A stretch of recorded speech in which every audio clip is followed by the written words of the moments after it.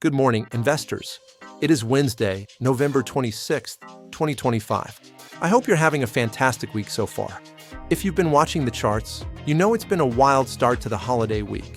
The stock market is staging a massive comeback led by big tech, while the crypto markets are trying to find a floor after a roller coaster month. Plus, we have some major comments from Treasury Secretary Scott Bessent that you need to hear.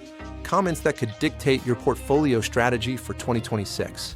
We have a lot to cover in today's deep dive. The record-breaking moves in the S&P 500, the latest inflation signals, the one big, beautiful bill tax plan, and exactly what is happening with Bitcoin. So, smash that like button, subscribe if you're new, and let's get right into the numbers. Let's start with the scoreboard. After a volatile few weeks, the bulls were back in charge yesterday and Monday. The S&P 500 roared back to life, closing Monday's session at 6,705.12, up over 100 points. We are now sitting just roughly 2.7% away from the all-time high set last month. This rally is broad, but make no mistake, it is being powered by the return of the AI trade.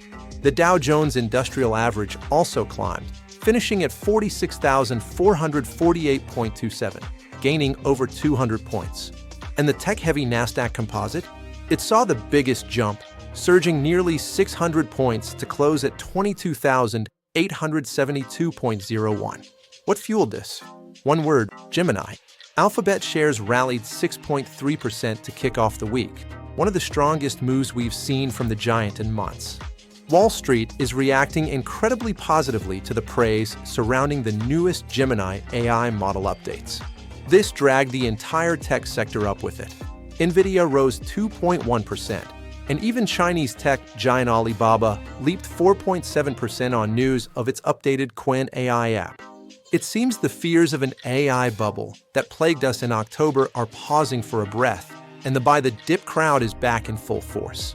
Now, let's zoom out to the macro picture. It's not just about AI. It's about the economy's resilience in the face of political shifts.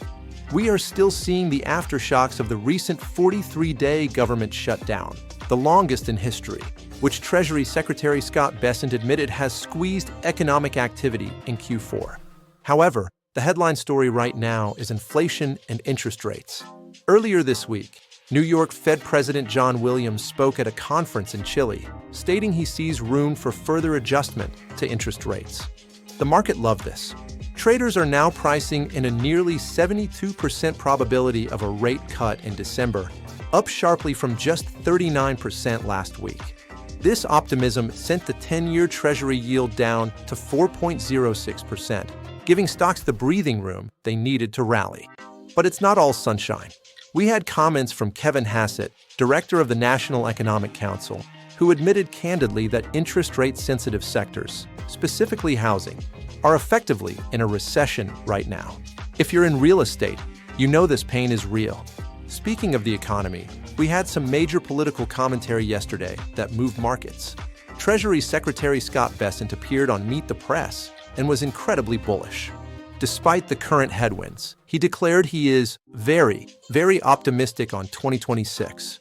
He downplayed fears of a recession next year, arguing that the administration has set the table for a very strong, non-inflationary growth economy. Here is the key takeaway for your wallet. Bessent is heavily promoting the upcoming tax package, which the administration has dubbed the One Big, Beautiful Bill. Yes, that is the actual name they are using.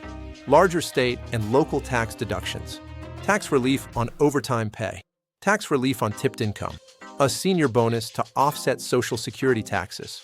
Bessent stated that these measures will kick in fully next year. He also made a very specific request to American workers. He wants you to reduce your tax withholding on your paychecks starting January 1st, 2026, anticipating that these tax cuts will pass. My take, this is a bold move. He is essentially trying to stimulate consumer spending now by promising more cash in pockets later. Be careful with this advice until the bill is signed, but know that the market is pricing in this stimulus. On the geopolitical front, we have a significant development regarding the trade war. Reports confirmed yesterday that the Trump administration has reached a temporary deal with China to suspend restrictions on rare earth mineral exports. This is a one-year agreement that Treasury Secretary Bessent hopes will be finalized by Thanksgiving. This is huge for the tech and EV sectors. A stranglehold on rare earth minerals was one of the biggest risks to the supply chain for companies like Tesla and Apple. This truce removes a massive overhang from the market, likely contributing to yesterday's tech rally. On Ukraine, Secretary Bessent defended the administration's push for a peace deal, calling the president a president of peace and arguing that European sanctions on Russia have failed. This signals a continued pivot in U.S. foreign policy that could impact energy markets and defense stocks like Lockheed Martin moving forward. Now let's talk crypto. If you've been holding Bitcoin, you might be feeling a little seasick. After hitting nearly $125,000 last month, Bitcoin has been in a sharp correction. As of the last 24 hours, Bitcoin is fighting to hold the line, trading around $89,000. We are seeing extreme volatility. In just the last 6 weeks, the total crypto market cap has shed over $1 trillion in value. Why the drop? 2 reasons: profit-taking. The run-up to $125,000 was parabolic. Regulatory uncertainty.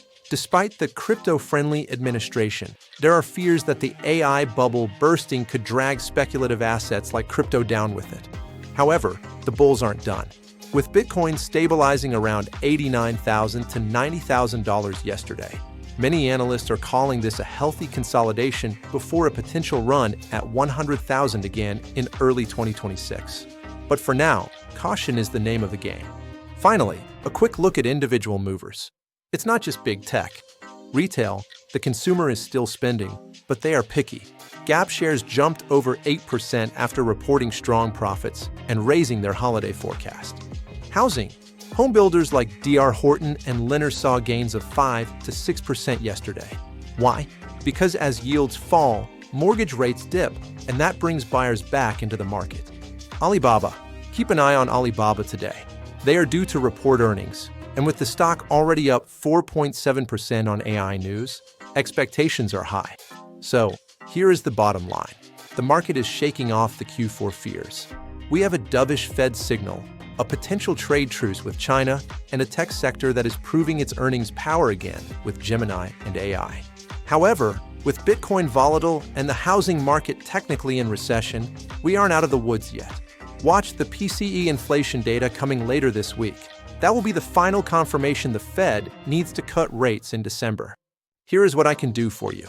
I'm going to be tracking the Alibaba earnings report in the finalized text of the one big, beautiful bill as soon as it drops.